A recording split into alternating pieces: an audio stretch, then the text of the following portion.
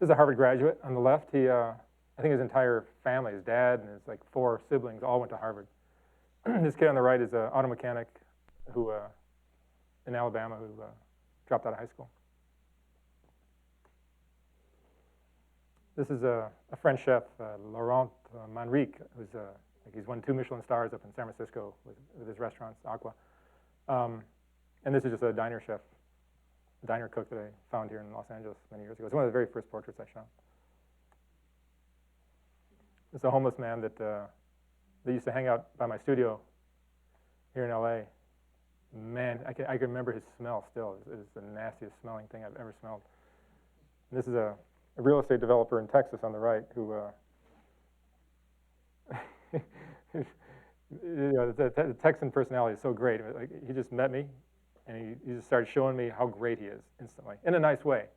Just like, here's the first business real estate deal that I did, and he had a copy of the check up on the wall. It was like, $2,500,000, and he told us about how he was a great baseball player, a pitcher in college, and just told us everything that was great about him, but in a really cool way. It was interesting. You can only do that in Texas. Anywhere else you'd be an asshole.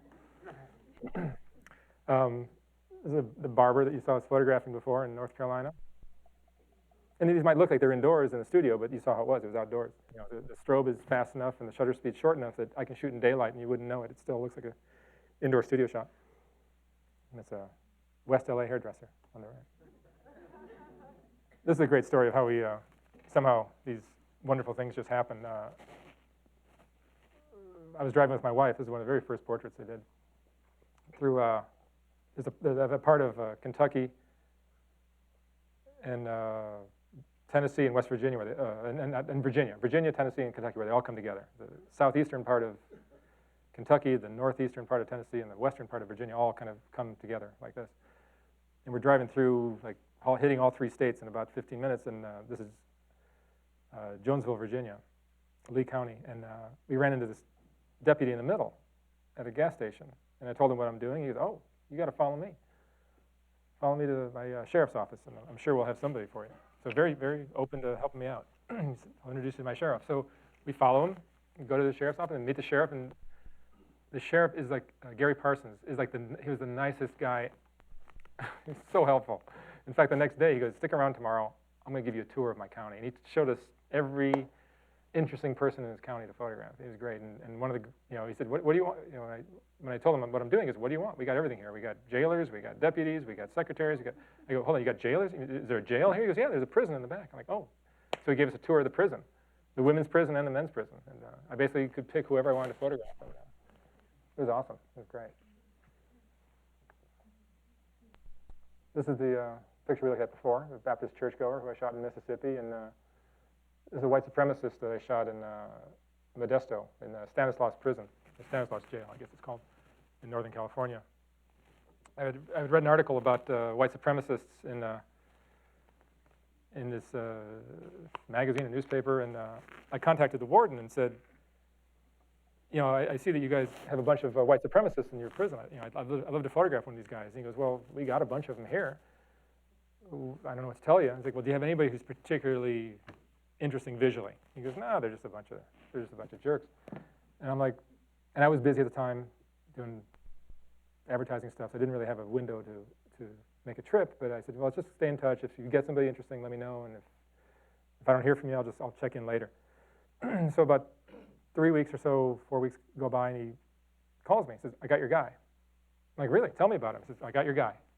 "Well, I mean, just tell me something. Maybe I'll come up." He says, "This is your guy. Just be here. Be here tomorrow." I'm like, "Really?" He goes, "Yeah." So I'm like, "Okay." So I had dinner and hopped in the car and started driving up north, and I made it halfway, got a hotel somewhere, got up early in the morning, and showed up at the prison at whatever time they open. And I meet the warden, and he goes, "We have a no hostage policy here, right?" And I'm like, "No, what's that mean?" He goes, "If the prisoner takes you in as a hostage, we shoot to take out the prisoner without considering the hostage." I'm like, and I'm like, "Okay, you didn't tell me that, but that's cool, whatever."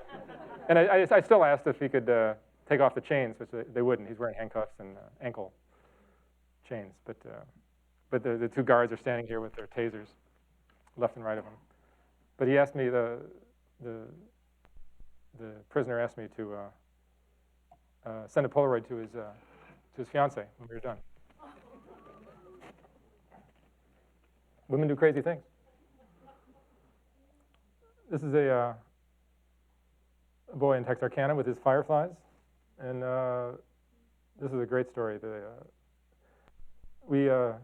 is a good example of the serendipitous things that would happen on these trips.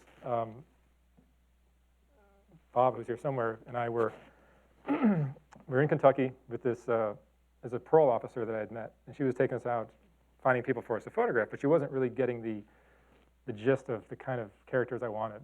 It wasn't really working. And we were at her brother-in-law's house or something like that. And we were telling him about it. He said, "Oh, you should meet the Bailey boys." Or he's mentioned two families, but these Bailey boys, he said, "That's what they're looking for." And she's like, "I'm not going to take them up there." These guys are apparently so out of control, so rowdy, that they said if you just start going up this holler, it's basically an abandoned coal mine, so it's just a stripped hillside, they'll just shoot at you.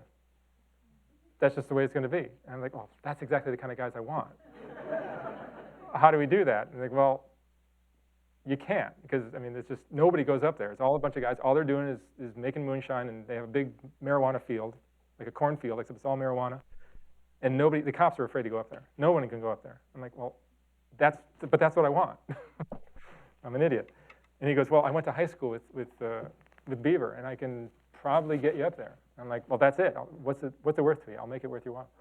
So he says, "You stay here in the car. I'm going to walk a bit." He knows me, and he went up slowly, and we were like their best buddies afterwards. We have a bottle of moonshine that he gave us, and they invited us back, and I'm sure if we went back tomorrow, we'd be like their best buddies. It was really fun. But it was a perfect example of how we had just basically given up on that day of shooting because we just couldn't work anything out. And then somebody mentions these guys, and next thing you know, we shot them. We were there all night, and they had a big bonfire, and it was crazy. It was really fun. It was just really magical. This is some women I met at the opera in New York, old friends that I photographed, and this is Beaver again. There's a couple people that are in this book twice with his buddy, but if you notice, in both these pictures, you can see it. This one you can see it better. In his hand, right there, he's missing his pinky. The reason he's missing his pinky is because his best buddy here they were chopping wood, and he's holding the log, and he chopped his pinky off. But apparently all's forgiven. So these are a couple I met in Milwaukee at a restaurant. It was really cold. It was like 10 below zero and windy. It was really frigid. And the couple on the right I shot at a nudist colony in Florida. And it was just life is just better down where it's warm to me. You go from like Minnesota and Wisconsin, where it's hellish, and then you go to Florida, especially this was like November in Florida. It's just perfect. I don't get it. All the Europeans that settled here didn't know what they were doing. They should have gone south.